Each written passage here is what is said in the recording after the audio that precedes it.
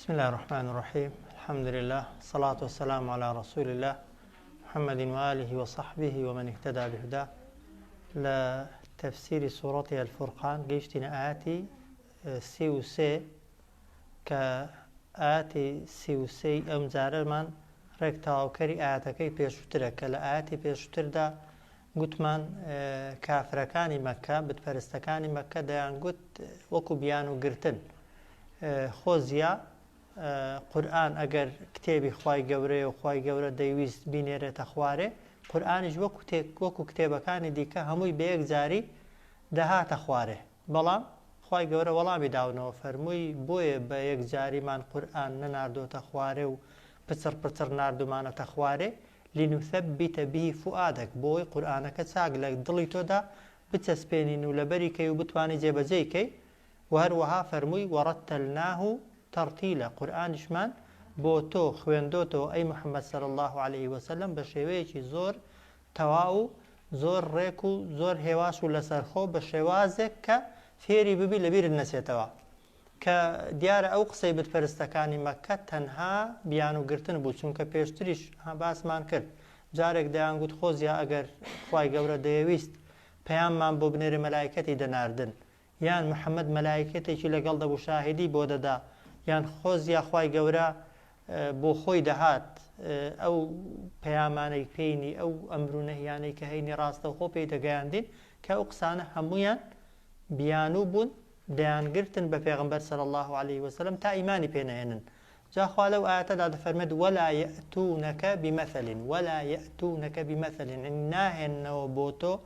ئەو بتپەرستانەی مەککە ئەی محەممەد صلی الله عليه وسلم هیچ نمونەیەک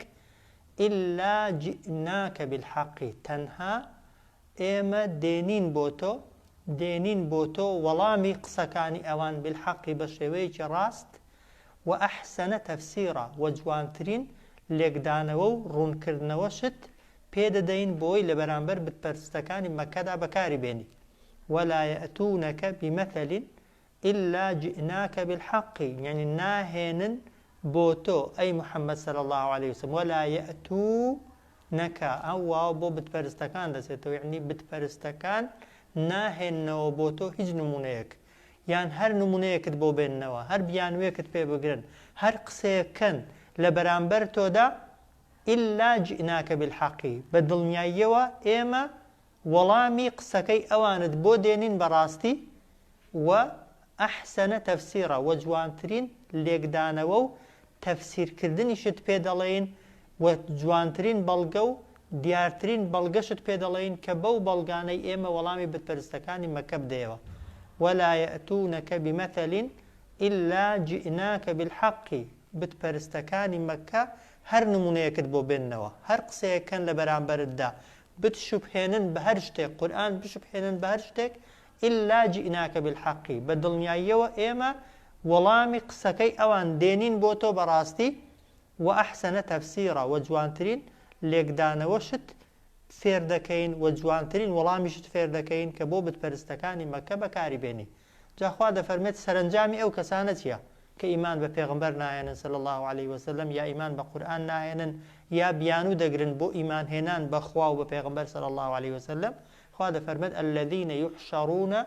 على وجوههم، ئەوانە يحشرون کۆ دەکرێنەوە على وجوههم لەسەر ڕوویان إلى جهنم بۆ ناو دۆزەق دەبردرێن. ئولائیکە ئەوانە شەڕ مەکانە خراپترین شوێنیان هەیە لە ناو دۆزەقدا و ئەضەل سەبیلە و گومڕاترینی خەڵکیشن لە ڕێگای ڕاست و لە ڕێگای خوای پەروەردیگار. الذين يحشرون ئەوانە کۆ دەکرێنەوە و ڕادەکێشرێن على وجوههم لەسەر ڕوویان إلى جهنم بۆ ناو دۆزەخ. ئولائیکە ئەوانە شەڕ مەکانە خراپترین جێگایان هەیە لە ناو دۆزەخدا و ئەضەل سەبیلە و گومڕاترین کەسیشن لە ڕێگای ڕاست، سەر لێ شێواوترین کەسیشن لە ڕێگای ڕاست لە هەموو کەس زیاتر لە ڕێگای خوا و لە ڕێگای ڕاست و لە ڕێگای چوونە بەهەشتێ لایەنداوە، چونکە بتپەرستەکانی مەککە هەم پێغەمبەریان صلی الله عليه وسلم پێش پێغەمبەرایەتی ناسی بوو، 40 ساڵ لەگەڵی تا ژیا بوون، دەیانزانی ڕازگۆترین کەسی سەردەمی خۆیەتی و دەیانزانی هەرگیز پێغمبەر صلی الله عليه وسلم درۆ ناکە جا ئەوان نەک هەر ئیمانیان بە پێغمبەر نەهێنا ئیمانیان نەدێنە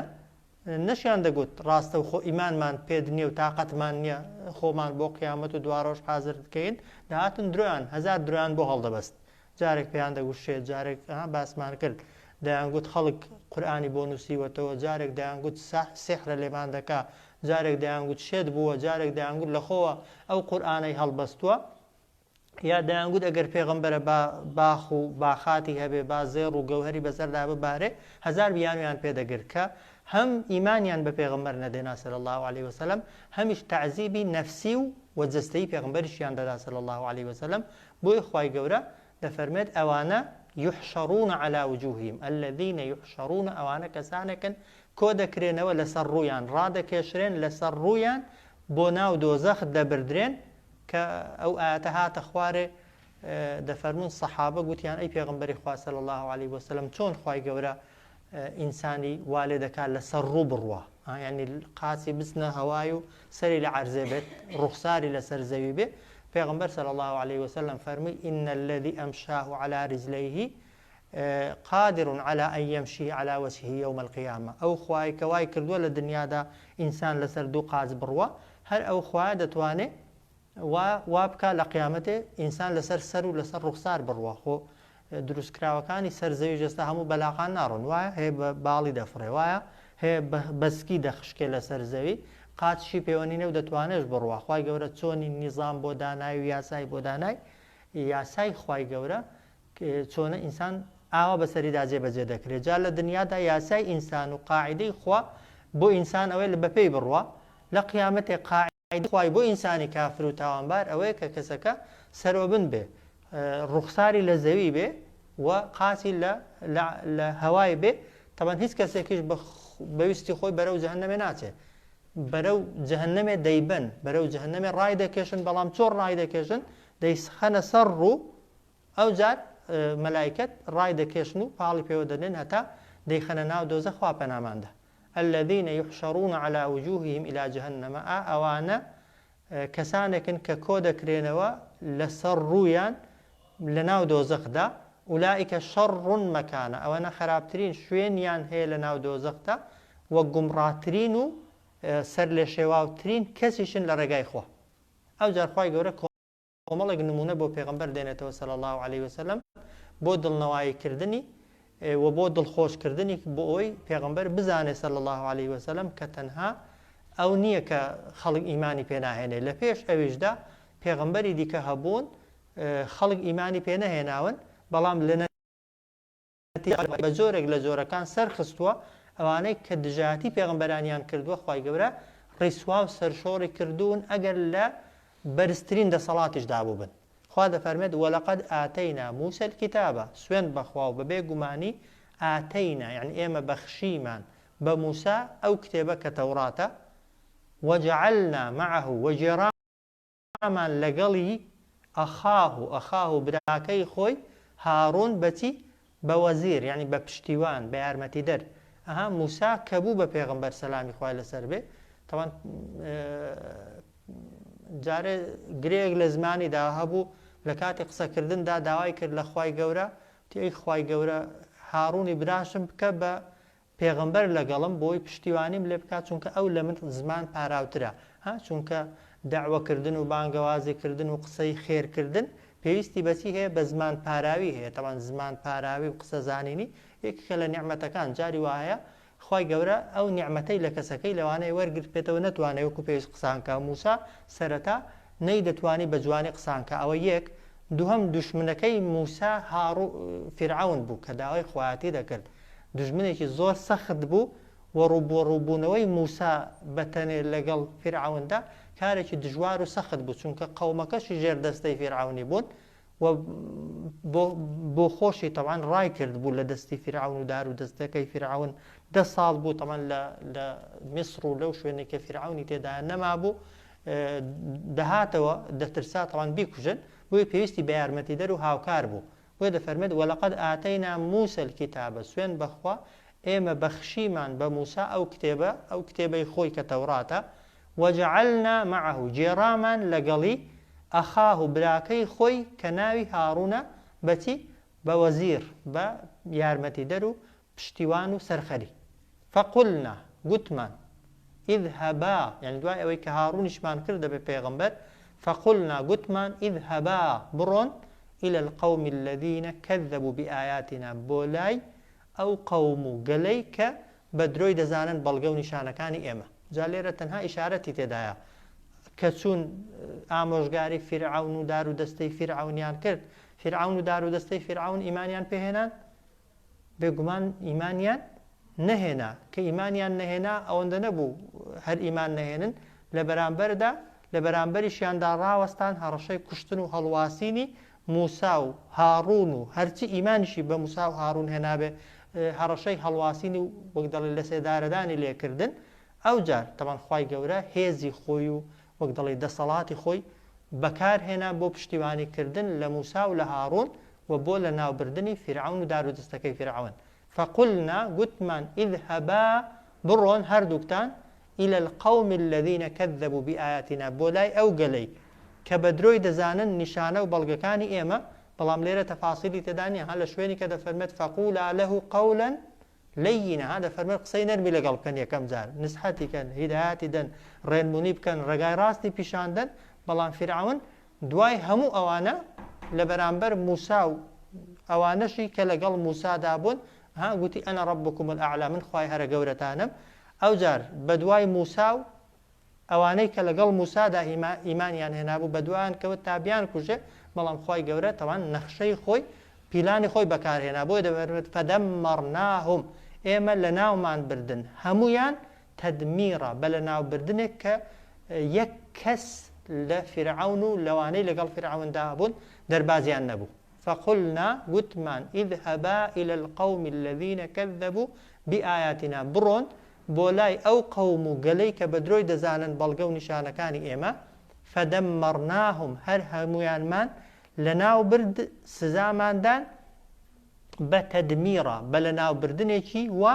کە هیچ کەسێک ڕزگاری نەبوو بیستوتانە بەسەر هاتە کە دوایەوەی کە بە دوای موسای دەکەون موسا دەگاتە دەریاکە وایە لەوێ دوو یعنی بە عەقڵی ئەوانەی لەگەڵ موساشدا بوون کە ئیمانداریش بوون بەڵام تازە ئیمانیان هێنابوو موسا دوو ڕێگای لە پێش بوون یا دەبوو خۆی بخاتە بەحرێ بخینکێن بۆی فرعون بە دەستی فرعونی نەکوژرێن کە خۆ خنکاندن تەمان خەتەرترە لەوەی خەڵک بکوژێ وایە یا دەبووە نە بەلەم و هیچی لێ نەبوون بپەڕنەوە خۆ کات یا دەبووە لەسەر دەریاکەی ڕاوەستن فرعون یەک بەیەک سەریان ببڕێ و بیان کوژێ بەڵام موسا ئەوانەی لەگەڵی دابوون گوتیان بۆ کوێ دەچی یا دەبێت خۆمان بخنکێنین یا فرعون دەمانگاتێ هەمومانمان دەکوشێ موسا فەرمووی کەلا ئینە مەعی ڕەبی سەیهدین نا خوام لەگەڵا خوای گەورە بۆ خۆی ڕێنمونیم دەکا فعلا کە وەختی فرعون و دارودەستەکەی نزیک بوونەوە ها خوای گەورە پێی فەرمووی چی کرد موسا گۆچانەکەی لە بەحرەکەدا ڕێک بەحرەکە بوو بە دوو لەت طبعا ڕێک وەک ئەوەی دوو بربەست و دیواری زۆر گەورەی لە پێش بێ ئەو جار مفەسرین دەفەرمون لیتە و قوڕ بووە طبعا ها شوێنێک کە تازە ئاوی لێ دەڕوا ئەگەر بچێناوی لە لیتە ئەوەکەیدا دەخینکەی باەکیش حال ئەوەی بۆ شکردنەوە ئەو جار طبعا موسا و ئەوانەی لەگەڵ موساشدا بوون شکر بوون بەوەی کە بۆندەی ڕزگاریان ببێت و فرعون لە ماڵی خۆی و ئەوانش لەو بەری بەحرەکەی بەس فرعون نیان کوژێ بەسییان بۆ ئەو کاتی بەڵام کە پەڕینەوە ها موساویستی گۆچانەکەی لە بەحرەکەی داد بۆی دەریاکە تێکەڵ ببنەوە و دەستی فرعونیان نەگاتێ بەڵام خوای گەورە پێی گوتن چی نەخشەی خوا جۆرێک کە بوو فەرمی لێیان گەڕێ بابێن ئەو کاتێک کە گەیشتە ناوەڕاستی دەریایەکە ئەو جار گۆچانەکەی بەکاربێنەوە کە گەیشتە ناو دەریاکە جارێکی دیکە گۆچانەکەی بەکارهێنانەوە خوای گەورە هەر هەمووی خنکاندن بە فرعونیشەوە بەڵام تەرمی فرعونی فرێدا دەرێ بۆچی بۆی خەڵک وانەزانن ئەوەی بەخوایان زانیوە هیچ بۆی ببێتە عیبرەتیش و بۆی ئەوەی بەخواشیان زانیوە نەڵێن خۆی ون کردووە و دوای دێتەوە و لە ناوماندا سەر هەڵدەداتەوە فرعون و هەرچی لەگەڵی بوو خوای گەورە هەر هەمووی بەیەکەوە فەوتاندنجا دیقەت دەنێت تەمان فرعون سەرکردەکەیان بووە وایە بەڵام جوندیەکانیشی لەگەڵی یەک سزایان وەرگرتووە ها لە دنیاە و لە قیامەتش یەک زەڕە فەرقیان نییە ها فرعون ئەوەی لەگەڵ فرعونیدا بووە ئەگەر بە تۆبزیش بربێتی و بە ناچاریش بربێتی چونکە ها کۆیلایەتیکردن بۆ کەسێک کە حەقی خوایەتی نییە تەمان لە ئینسان قبول نەکراوە جا خوای گەورە بۆچی نمونونەکەی بۆ پێغمبەر دێنێتەوە صلی الله عليه وسلم بۆی بیر بکەوە یعنی دوژمنەکانی تۆ بەقەد فرعونی بەهێز نین ئەگەر خوای گەورە فرعونی لەناو بردبێت و توانی بێتی فرعون بێک گۆچانێکی موسای لەناو ببە ئەگەر خوای گەورە ویستی لەسەر بێ بتپەرستەکانی مەکە کەی حەزی لێبێ ئاوا دەیان فەوتێنێ فقل نذهب إلى القوم الذين كذبوا بآياتنا پێمان گوتن بڕۆن بۆ لای فرعون بڕۆن بۆ لای ئەو قەومەی کە بە درۆی دەزانن بەڵگە و نیشانەکانی ئێمە فەدەممەڕناهم یعنی دوای ئەوەی کە ئیمانیان نەهێنا ئێمە لە ناومان بردن بە لە ناوبردنێکی تەواو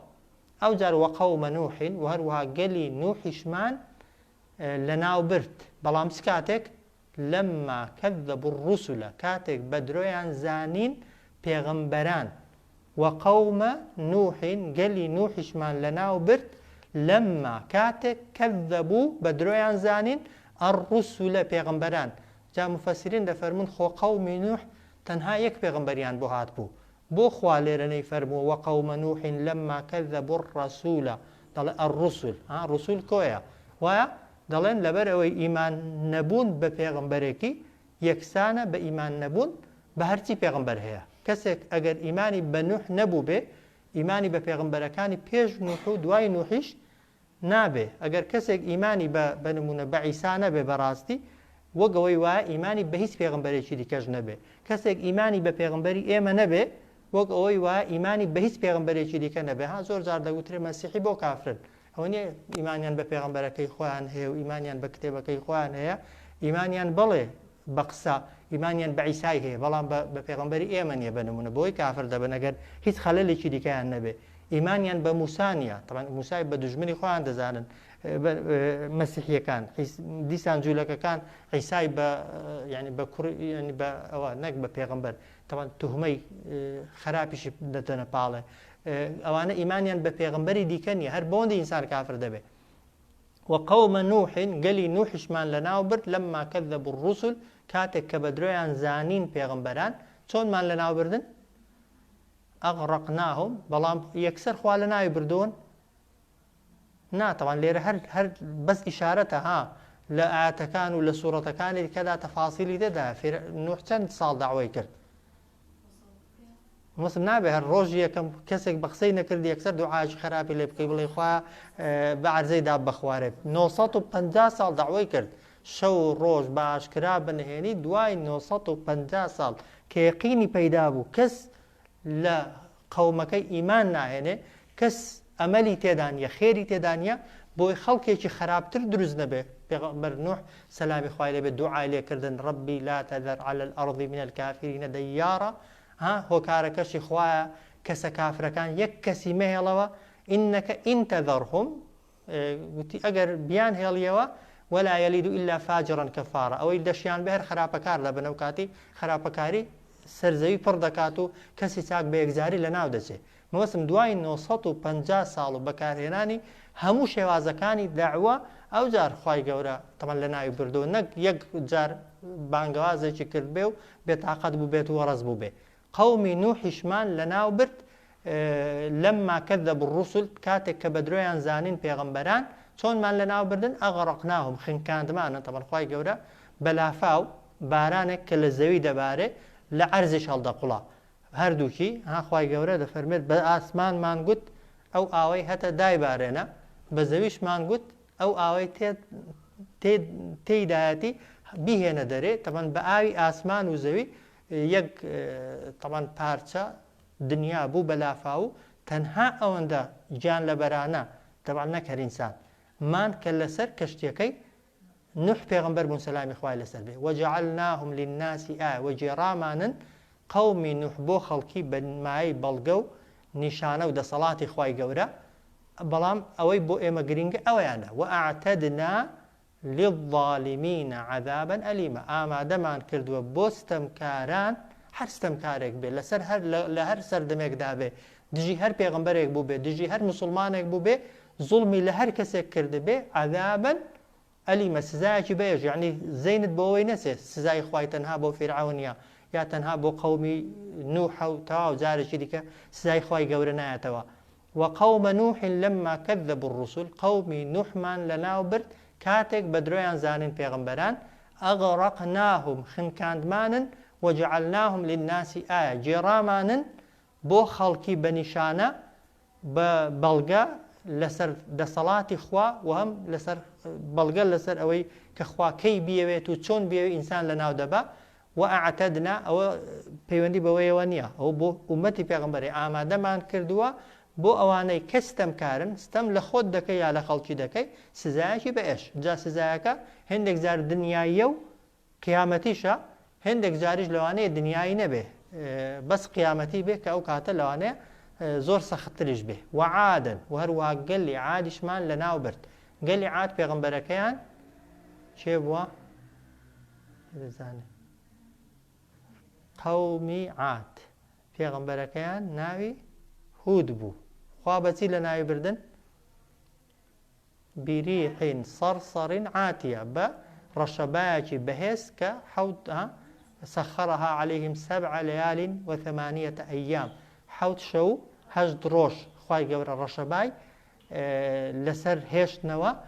بە یەک ڕەشەبا کە کەس نازانێ ئێستاشی لەگەڵ بێ چۆن دێ لەکوێ دێ چێ دەیهێنێ کەس ناتوانێت پێشبینی بکا و پێشی پێ بگرێ هاگەر خوا بەوەی لە ناوی بردی خوای گەورە قەومی عادی بە بایەک بە جوندیەک بە سەربازێکی خۆی لە ناو برد کە هیچ کەس ئێستاشی لەگەڵ بێ بەو هەموو عیلم و تەکنۆلۆژیایەوە کەس نازانێ چۆن دێ و کەسیش ناتوانێت خۆی لێ پارێزێ ئەگەر هاتچوونکە جیهەت و ئەو شوێنێک کە بای لێ دێ نە پێشبینی دەکرێت و نە کەسیش دەتزانێ وەروە گەلی ثەمود کە پێغەمبەرەکەیان ساڵح بوو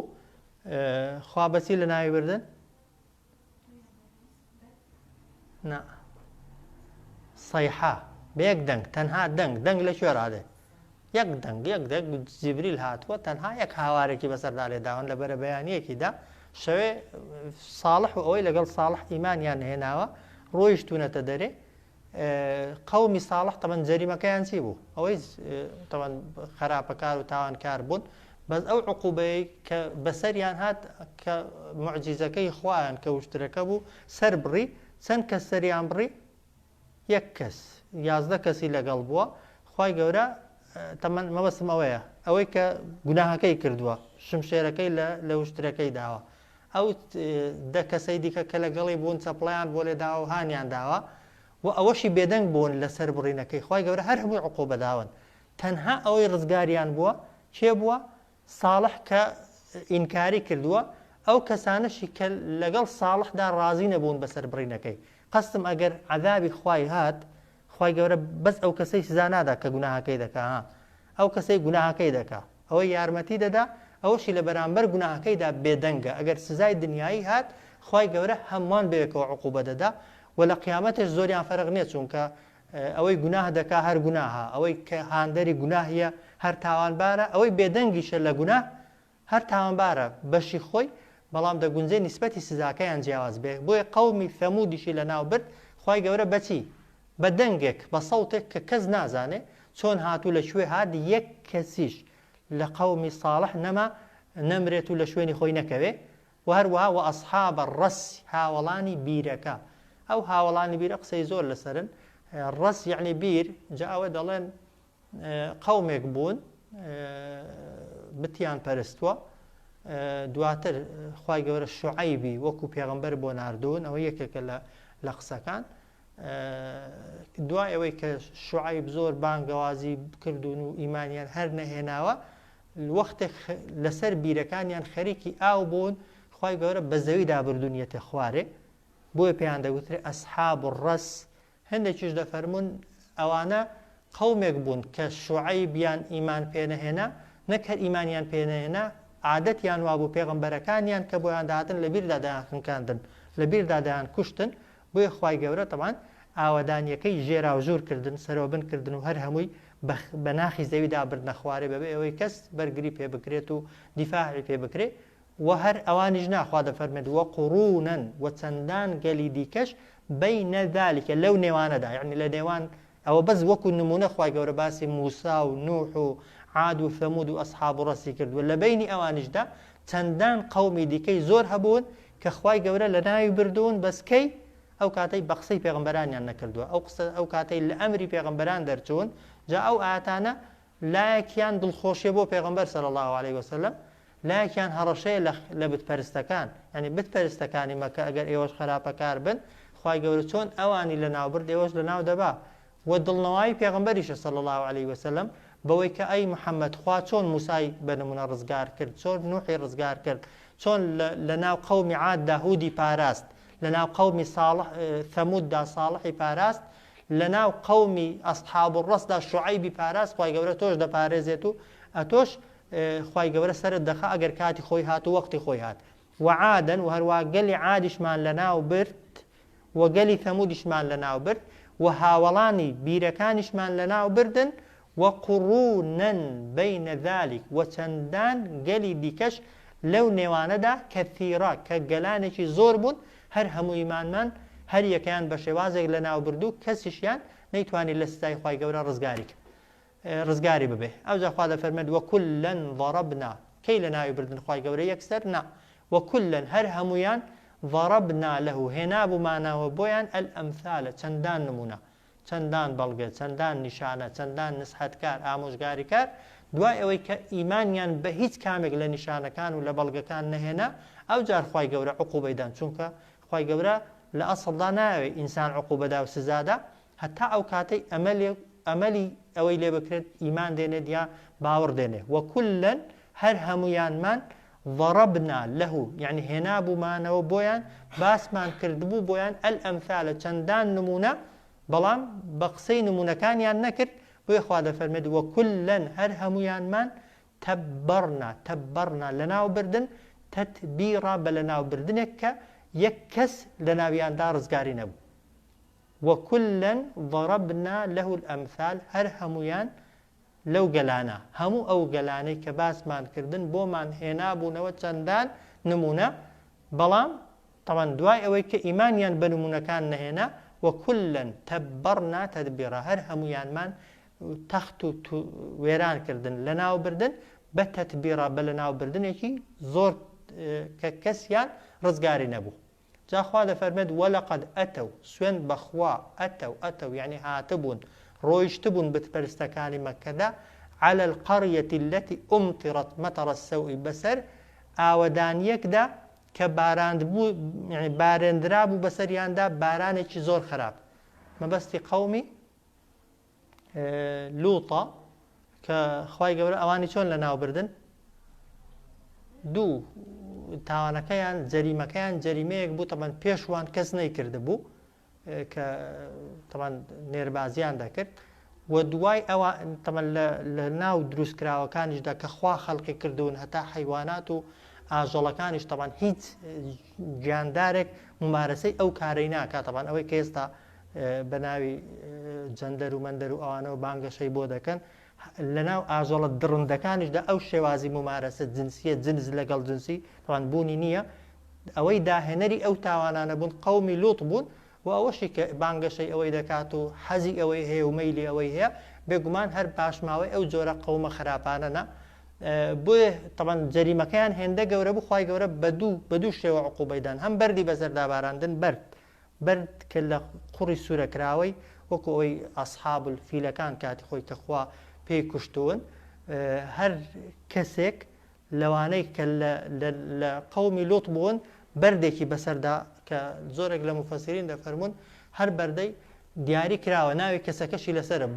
بۆچەیە تەوان مەلایکەت هێناویانە تەوان غەڵەت یعنی بەلاژ نەباریوە هەرچی هاتووە بەیەکێکی کەوتووە کوشتوویەتی ئەو جار خوای گەورە ئاوادانیەکەی بەرز کردوونەتەوە ئاو ڕەک سەرۆبنی کردوون ژێراوژووری کردوون جا قەومی پێغەمبەر صلی الله عليه وسلم بتپەرستەکانی مەکە هەموو ساڵێک لە کاتی تیجارەت و بازرگانیدا لای کەمی جارێک بەو شوێنەدا دەچوون لای کەمی ساڵی جارێک بەو شوێنەیدا دەچوون کە ئەو شوێنە ئێستاشی لەگەڵ بێ ڕەش هەڵگەڕاوە هیچ گژ و گیا و دارێکی لێ ناڕوێ و لێی نەڕواوە ئەوەندە خوای گەورە بە شێوازێکی خراپ سزای داون واش بتپەرستەکانی مەکە بەسەرهاتەکەیان بیست بوو دەشیانزانی خوای گەورە وای لێ کردوون دەشیانزانی لەبەرەوەی وای لێ کردوون لەبەرەوەی بە قسەی پێغەمبەرەکەی خۆیان نەکردووە کەسی هەر دەرسیان وەرنەدەگرت جا خوا دەفەرمێ وەلەقەد ئەتەو سوێن بەخوا ئەوان ئەتەو یعنی ڕۆیشت بوون دەهاتن على القەڕیە بەسەر ئەو ئاوەدانیەی کە ئەلەتی ئومتیڕەت کە بارێنرا بوو بەسەریدا مەتەڕە سەوئی بارانێکی خراپ یعنی بەردی بەسەردا بارێنرا بوون تەمان تەشبیه کراوە بە باران لەبەرەوەی لە ئاسمانە ڕاهاتوە دەنا باران نەبووە تەڕایی تێدا نەبووە ئاو نەبووە بەرد بوون بەڵام لەبەرەوەی لە ئاسمانەی خوای گەورە بە باران تەشبیه دەکا ئەفەلەم یەکونوا یەڕەونەها ئایا بتپەرستەکانی مەکە شوێنەواری ئەو قەومانەیان نەدیوە بێگومان دیویان ها خوا دەفەرمێ بەڵێ بە دڵنیاییەوە بتپەرستەکانی مەکە ئەو شوێنانەیان دیبوون بەڵام کانوا لا یەرجونە نوشور ئەوان عادەتیان وابوو ئیمانیان بە زیندووبوونەوە نەبوو ئیمانیان بەوە نەبوو پێیان وانە بوو ڕۆژێک دێ زیندوو دەکرێنەوە و دەستنەوە بەردەستی خوای گەورە بۆیش تەمان دەرسیان وەرنەدەگرت و عیبرەتیان وەرنەدەگرت یعنی قسەکانی پێشتر دەیانکردن لە بەرامبەر پێغەمبەردا صلی الله عليه وسلم هەموو قسەی بێ مەعنا بوون کە دەیانگوت شێتە و ساحیرە تااقەتیان نەبوو خۆیان حازرکەن بۆ قیامەتێ ناسار بیانویان دەگرتن وەلەقەد ئەتەو على القەڕیەة التي أمطرت مطر السوء سوێن بەخوا ئەتەو یعنی ئەوان هاتن على القەڕیە بەسەر ئەو ئاوەدانیەی کە ئەلەتی ئومتیڕەت کە بارێنرا بوو بەسەریدا مەتەڕە السەوء بارانی خراپە ئەفەلەم یەکونوا ئایا ئەوان ئەفەلەم یەکونوا یەڕەونەها ئایا ئەوان ئەو ئاوەدانیانیان نەدیبوون شوێنەواری ئەو قەومانەیان نەدیبوو خوا دەفەرمێ بەل یعنی بەڵێ دیبوویان بەڵام کانوا لا یەرجونە ئەوان بەتەمای ئەوە نەبوون باوەڕیان بەوە نەبوو کە نوشورە کە ڕۆژێک دێ زیندوو دەکرێنەوە جا خوا دەفەرمێت وئیذا ڕەئەوکە هەر کاتێک ئەو بتپەرستانی مەکە ئەتۆ دەبینن چ دەکەن ئین یەتەخیذونەکە ئیلا هوزوە تەنها ئەتۆ دەکەنە جێگای گاڵتەی خۆیان و پێدڕا دەبێرن لە جیاتی ئیمانت پێبێنن ڕێزت بگرن بە دوات کەون قسە و نسحەتەکانت وەرگرن گاڵتەت پێ دەکەن وئیذا ڕەئەوکە کاتێک ئەو بتپەرستانەی مەکە ئەتۆ دەبینن ئین یەتەخیذونەکە ئەتۆ دەکەنە جێگای هوزوە گاڵتەی خۆیان ئین یەتەخیذونەکە ئیلا هوزوە ئەوان تەنها گاڵتە بە تۆ دەکەن و بە تۆ ڕادەبوێرن دەڵێن چی ئەهذا الذی بە گاڵتەوە بەعەث الله رسوله ئەوە خوای گەورە کردوویەتی پێ پێغەمبەر ئەهذا ئەوە الذی ئەو کەسەیە کە بەعەث الله ناردوویەتی خوای گەورە بە پێغەمبەر یعنی بە عەقڵی خۆیان پێیان وابوو محەممەد کە بە زمانیش دەیانگوت شایستەی پێغەمبەرایەتی نیە نەعوذ بالله پێیان وابوو پێغەمبەرایەتی ئەگەر هەبێ دەبێ بدرێتە چێ دەسەڵاتدارە و دەوڵەمەندە و سەرمایهدارە و چێلەکن خۆیان بە خانەدانی دەزان و بە خاوەن بە حساب مەرتەبە و پلەی پایە دەزانن لە کاتێکدا پێغەمبەرایەتی مەقامێکە دەدرێت بە کەسێک کە پاکترین دڵی هەبێت نەک جوانترین جەستا خاوێنترین وەک دەڵێ دڵ و دەرونی هەبێت و ڕاز ساق و ڕاز بێ لەگەڵ خوای نەک وەک دەڵ دیکۆر ڕواڵەت بێ وئیذا ڕەئەوکە کاتێک بتپەرستەکان ئەتۆ دەبینن ئین یەتەخیذونەکە ئەتۆ دەکەنە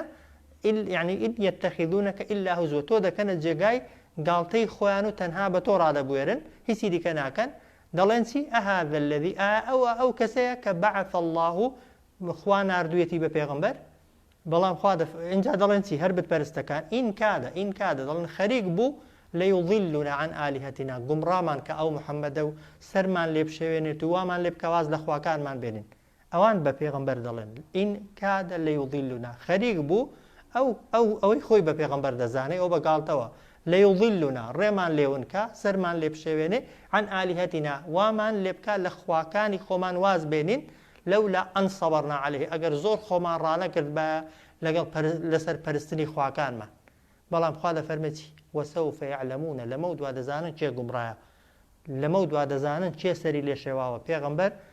صلى الله عليه وسلم ئەوەی بە دوای پێغەمبەر کەوتووە یا ئەوان کە دار و بەردەپەرستن حين يرون العذاب کاتێک چاویان بە سزا دەکەوێت وسوف يعلمون لەمە دوا دەزانن حين يرون العذاب کاتێک پیشانیان دەدرێ و دەبینن سزا من أضل سبيلا چێ ئەضل گومڕاترە وەچێ لای داوە لە ڕێگای ڕاست و چێ سەری لێشەوە محەممەد یا ئەوانەی کە دژی محەممەدن صلی الله عليه وسلم ئینکە ئەوەش هەر قسەی بتپەرستەکانە تا عەلەیهاکەی ئین کادە لەیضلونا عن ئالیهەتینا خەریک بوو ئەو محەممەدە کە خۆی بە قسەیوان خۆی بە پێغەمبەر دەزانێ گومڕا و سەر لێ شێوامان کات و وازمان پێ بێنێ لە خواکانمان لەولا ئەن سەبەرنا عەلەیهی ئەگەر ئێمە زۆر خۆڕاگر نەباین لە سەرپەرستنی خواکانمان وسوف يعلمون خوا دەفەرمێت لەمە و دوا دەزانن حين يرون العذاب كاتك دبينن سزاي خوا من أضل سبيلا كي أضل قمراترا وكي زورت اللاي داوى لرقاي راستها درسي رابردو قتمان وقا هذا ليسي يا ويلتها ليتني لم أتخذ فلانا خليلا كقيامتي دي خوز قد أخوازي دالي خوز يا فلان كسم نكر برفيقي خوم رفيقي پیغمبر بهم صلى الله عليه وسلم جا خوا فرمت أفرأيت آبينيت أي محمد صلى الله عليه وسلم من اتخذ إلهه هوا أو كسي كهوا وآرزوي خوي ليبو بخوا بينيتن أو كساني كهوا وآرزوي خويان ليبو بخوا جا أقر بقو تري كس هي خوي ليبو بي بخوا آرزوكاني خوي ليبو بي بخوا بيقومان طبعا بهزاران كس هي لناو خلقي مسلمان جدا تو أقر لبر جێبەجێکردنی حەزەکانی خۆت وازت لە جێبەجێکردنی ئەمری خوا هێنا ئەگەر لەبەر جێبەجێکردنی حەزەکانی خۆت نەتوانی ئەمری خوا جێبەجێکەی واز لە حەرام و لە شتە قەدەغەکراوەکان بێنی لەبەر ئارەزوو هەوای خۆت واد لێ هات خۆت بۆ قیامەت ئامادە نەکەی هەر خەریکی تێرکردنی حەزەکاتیەکانی دنیات بووی و خەمی حەزە هەمیشەیەکانی قیامەتت نەبوو بێگومان ئەوە جۆرێکە لە پەرستنی ئارەزوو چکەوە بە دوای عەقڵکەوتن نییە و زۆرینەی خەڵکیش ئەوەی کە دەیکا و دەیڵێ و بە دوای دەکەوێت حەزە نەک عیلم و وەک دەڵێ بەڵگە و دەلیل ئینسان ئەگەر وەک دەڵێ ئاوای لێ هات لەبەر جێبەجێکردنی حەزی خۆی حەقی بە حەق نەزانی و خراپی بە خراپ نەزانی بێگومان وەگەوەی وایە کەسەکە ئارەزووی خۆی پەرست بێ بتپەرستەکانی مەککە هەر هەمویان دەیانزانی محەممەد پێغەمبەرە صلى الله عليه وسلم بەڵام نفسیان ڕێی نەدەدان بە دوای پێغەمبەرکەون صلى الله عليه وسلم نفسیان ڕێی نەدەدان شریعەتی پێغەمبەر صلى الله عليه وسلم جێبەجێکەن دەیانزانی محەممەد بەناوی لەگەڵ خەڵکی درۆناکە بەناوی خواوە قەت درۆناکە بەڵام خۆشیەکانی دنیایان پێواز لێ نەدەهێنرا خۆی یعنی حەزەکانیان هەڵگرن بۆ قیامەتێ بۆیە خوا دەفەرمێ أفرأيت آبينيت أي محمد صلى الله عليه وسلم من اتخذ إلهه هواه أو كسيك هواه آرزوي خوي ليبو بخوا أفأنت تكون عليه وكيلا آياتو دتواني بو أو كسا بيبي بفارزرو برقري ليبكي ودفاعي ليبكي يعني نكي خيالت بلاي أو دابسي أي محمد صلى الله عليه وسلم أو كسيك للدنيا دا بس خريكي أو حزكاني خوي وآرزوكاني خوي جيبجيكا لقيامته حەزت بەلای ئەوە دابچێ شەفاعەتی بۆ بکەی یا تکای بۆ بکەی یای بۆی بپارڕێوە چونکە خوای گەورە شەفاعەت و تکای تۆ بۆ ئەو جۆرە کەسانە وەرناگرێت و قبوڵ ناکە کەسێک عەبد و بەندەی ئارەزوەکانی خۆی بێ بەبێ گومانی دەبێ داوای بەهاناوە هاتن لەو کەسەی بکەی کە بەخوات زانیوە ئەوەی کە بەخواش زانیوە جگە لە ئەڵڵا تەبان کەسی دیکە هیچی پێ ناکرێ بۆیە خوا دەفەرمێ ئەفەڕەئەیتە مەن اتەخەذە ئیلاهەه هەوا آبينيد أي محمد صلى الله عليه وسلم أو كسي اتخذ يعني قرتويتي إلهه يعني كردويتي بخواي خوي هواه آرزوي خوي أفأنت تكون آتو دتواني بو أو كسا أفأنت تكون عليه آتو دتواني بو هداداني أو كسا بۆ ڕزگار کردنی ئەو کەسە ببی وەوەکیل بەوەکیل عنی چی عنی کارەکەی بگری ئەستۆی خۆت و ئەتۆ ڕزگاریکەوی و ئەتۆ فریایکەوی بێگومان نەخێر صلى الله على سيدنا محمد وعلى آله وصحبه وسلم أرأيت